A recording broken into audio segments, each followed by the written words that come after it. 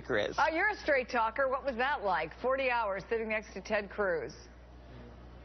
Well, let me tell you, not only did I sit next to him 40 hours on the trip, but we had dinner together on the ground.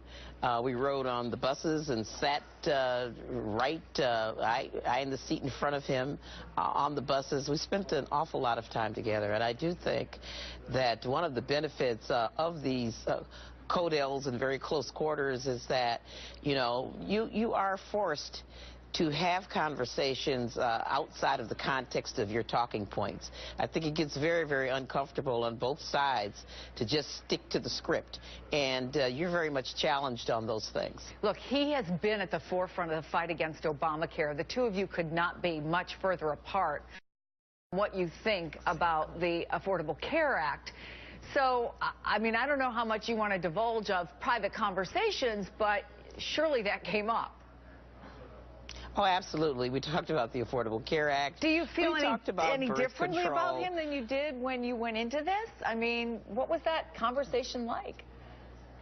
You know, I can tell you that at least as far as I was concerned, as one other member of the delegation pointed out, I was heartfelt, even giving him personal experiences to try to break through just sort of the talking point narrative.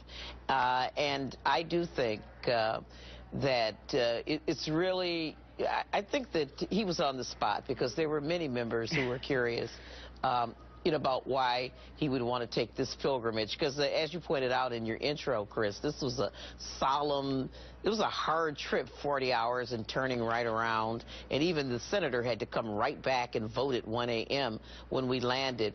And so it was the Congressional Black Caucus and other Democrats. We had Jim McDermott with us. Some of our most senior members, John Lewis and John Conyers, Charlie Rangel, Maxine Waters, people who had actually been active in the anti-apartheid movement.